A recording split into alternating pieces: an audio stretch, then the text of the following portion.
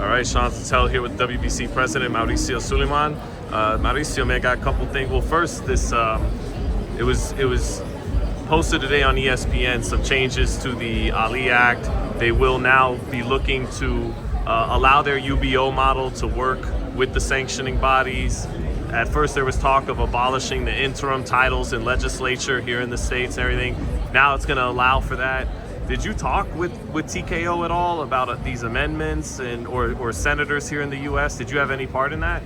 Well, you know, since the first announcement at the beginning of last year that there was going to be a league created, the WBC was clear and it's open and it's published. We welcome anyone into boxing. When everything came about, a change in the legislation, in the Muhammad Ali law, there was so many things, so many pieces moving, so many people speculating, saying things, doing things. The WBC and many members of the boxing community were active, trying to make things better for the boxers. The only thing we care about is the boxing.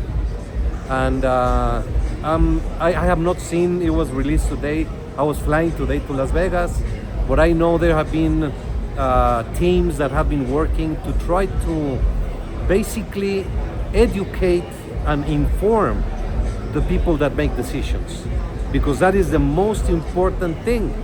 Even us, we are in a day-to-day in the sport of boxing, many up to today are not knowledgeable what that means or what changes there are and what it would happen, what would not happen. So I think education and information is the key of everything, and I am hoping that everything is for the betterment of the sport. Was the WBC or your team at all in contact with these parties, though, whether it's the senators or whether it's TKO itself, about these changes that are? Well, the WBC was active. We had forums with members of the boxing community, and of course we did our best effort to understand the language and the meanings, and to educate and provide letters of education of exactly what would be a better scenario. What are your thoughts on fights like Garcia and Benn being called a world championship bout by Zuffa, but not specifically acknowledging the WBC? Look, I am over that period. I'm not looking for fights. I like to sit down and have a nice cup of coffee and enjoy life. They came in like a bully, like a bulldozer, screaming and attacking, and that is not what we need in boxing. We need unity. Look at this great event, 2 different promoters, so many different networks showing it. So it is not about fighting on the ego of I'm here and I'm gonna be over everybody. The fight is for the WBC World Championship. Ryan Garcia has gone to all the cheeseburger places, to WWE, to buildings with senators, all with his belt. Conor Benn said all he wanted was to fight for the WBC. The fight is happening. If a promotion is not putting WBC letters, WBC logo, WBC belt, that's a problem.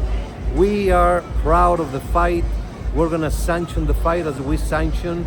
I'm sure they will comply with all the rules, and let's keep everything for the attention for the fighters. That's what we want. We want the attention to be on Ryan, who had so many mental issues, so many addiction situations. When everybody turned the back on him, the WBC took him on and gave him the opportunity, and he beat Barrios for the title. When Conor Benn was given the back by everybody and put down by everybody, the WBC took him under, and I promised Conor Benn a opportunity. We made him mandatory for the fight. So what do you think of people pushing back against that? Like Garcia, even he was like, your last couple fights are at middleweight, you're the #1 contender. That doesn't make sense, which is funny coming from Ryan, because he lost to Romero and got mandated as a #1 contender just before him. It's understandable. But when nobody knows that we've been in communications with Conor Benn for a long period of time, that we have been monitoring his weight, that he talked to us and said, look, I have a live opportunity to fight Eubank once and then twice. But all I want is the WBC welterweight championship. And that happened throughout 2 or 3 years. So things that are built have foundations. The WBC has history. Our decisions are not something that I just take and I make a decision. We have a board of governors. So both cases, Garcia, people, how they said about Manny Pacquiao fighting again, and look what happened. Same with Ryan, now with Conor Benn. So I just stand tall and proud of the WBC actions. Of course, we make mistakes, but all we try to do is best for the sport. First, is it already a done deal with David Benavidez? And I can't pronounce Noel Mikaelian. the guy's name. Yeah. You mean Benavidez against Mikaelian? Yes. The WBC ordered that fight. But is it done yet? I can't hear. I believe they're in very close to finalizing a deal for a fight. He seems to still want to fight Bivol. Bivol just had a surgery. Well, that's what I'm saying. But he would fight now. He apparently would fight in November. Bivol would be eligible We to don't fight. speculate, because if we were thinking of what if, there's so many moving pieces. The reality is that Benavidez moved up to fight in cruiserweight, asking the WBC to remain as light heavyweight champion, and then petitioned to be ordered to fight Mikelian, which had the mandatory, we did. So that's the way it was ruled, and it should be a great fight for 3 championship belts, and working with other organizations for a sensational fight. What do you think of Opetaia's lawsuit? I know it involves the IBF, but he feels his argument is he's being blackballed by the game, and Opetaia is ranked number 1 by the WBC. he feels like his fight was blockaded because usually if you're a champion of another sanctioning body, you don't get ranked as a mandatory for like a WBC. If you're a WBA, WBO champion, you don't get ranked anymore for the WBC. He was ranked because he lost the title. But I meant that in regards to Benavidez getting mandated as the challenger for the WBC, when usually the rules are if you're a champion in another sanctioning body, you're not in the rankings any longer for another sanctioning body. I'm a little bit confused, sorry. So Benavidez being the WBA, WBO cruiserweight champion. Yes. I think his team is upset because... He's a WBC light heavyweight champion still. Right. So that's a big difference. That's why he was mandated. Mikelian is the WBC champion, so he's doing the mandatory of the WBC against Benavidez. So we're not putting... so because of his status at light heavyweight, he was able to get mandated at cruiserweight. Yes, and in order to be a mandatory contender in the WBC, you have to fight a final elimination or to go through a process of a voting to be placed as a mandatory contender. So the mandate of Benavidez is completely within the rules. Okay. And for Sebastian Fundora and Virgil, I understand the last several months Virgil's dealt with his legal issues with Golden Boy, but before that, in knocking out Erickson Lubin, defending that interim title, there was a many months period where the WBC could have mandated their interim champion to face their full champion Fundora. Is that something you're going to do before the end of the year now, so that we can get Ortiz and Fundora fighting for one belt of the WBC? If you give me the opportunity, I'll give you a paper with a very good timeline. There was a reason why we ordered an interim, which was Ortiz fighting for an interim title. Then they were about to fight, and one got injured. Then the other one got injured. Then they got contracted for another fight. So it just kept going on and on and on and on. At the last convention, the ruling was that Ortiz petitioned to do a fight against Ennis, and the WBC accepted that and had Fundora's petition to take another fight. You're not gonna make a champion wait. And then Ortiz entered into that legal situation. So the WBC has been already always in communications with both camps, and now it is just very recent that Ortiz and Golden Boy have finalized their legal situation. But now Fundora has a fight scheduled, and Ennis who was supposed to fight Ortiz. That was their petition. He already has another direction, so we have to see what's going to happen.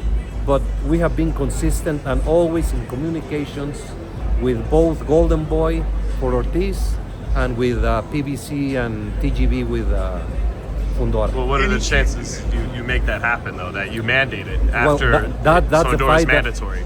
That's the fight that we all should be looking for, the interim champion against the champion. Any chance we'll see Jesus Ramos against Adames? Well, Jesus Ramos, we just made a ruling.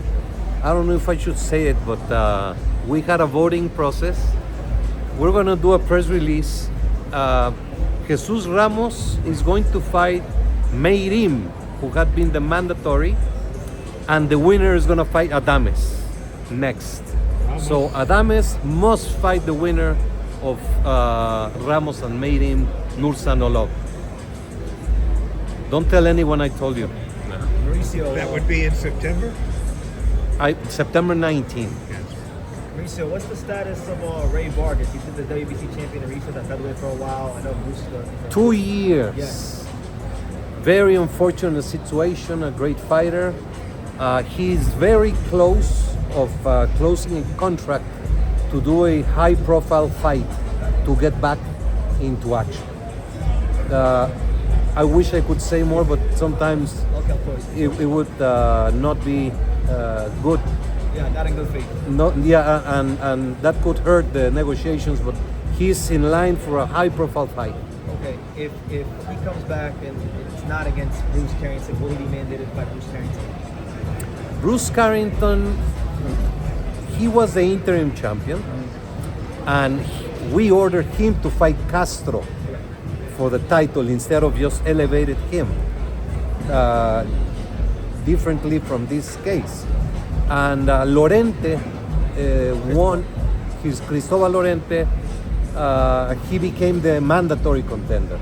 So there's an issue, we will see.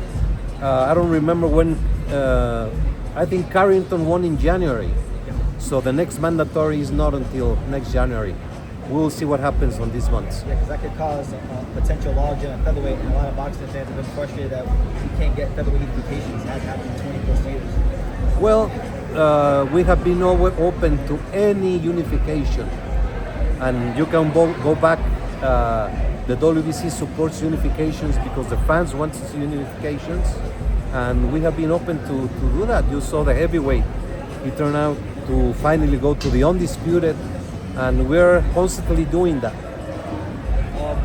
This fight with Rose and Zepeda, I know it's the second call on TNT, but it's also the second time I've seen recently where you guys are doing open scoring, change your fights. Yes. Why the open scoring? The open scoring was instituted about 15 years ago after a pilot program that we did 2 or 3 years. Basically, it serves 2 or 3 purposes. The most important one is that you give both corners, both fighters, their ability to know exactly what the judges are scoring officially and not what the ringside television scorer is scoring. You get after the 4th and after the 8th round the true score. Then you can adjust your strategy, you can modify your strategy. How many times you have seen a fight in which you know the fighter says, if I had known I was losing, I would have done something differently. So that's number one, transparency. This is a great tool of transparency that boxing much needs. The public will know that what are the real scores, and there's completely open and transparent. So the third one is that the fighter who is ahead, the initial thought 15 years ago was that if someone was ahead, he would start running and avoiding the fight. All to the contrary. They keep doing what they're doing to win the fight, and that's how even many fights with open scoring end up in a knockout.